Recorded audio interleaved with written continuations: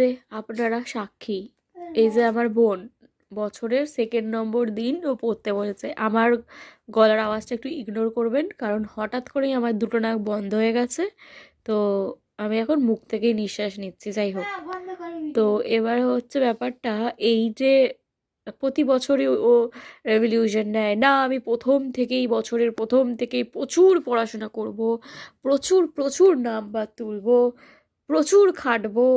কিন্তু এটা ঠিক 1 সপ্তাহ যাবে, ঠিক 1 সপ্তাহ, তারপরেই আসল রূপটা দেখিয়ে দেবে আমার বোন।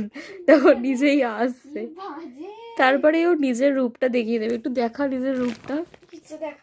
ও এখন দেখাবে না, হাতের লেখা দেখলে তো মানে এখন যদি রবীন্দ্রনাথ ঠাকুর বা অন্য কেউ যদি বেঁচে থাকতেন, তারা না অজ্ঞান হয়ে যেতেন।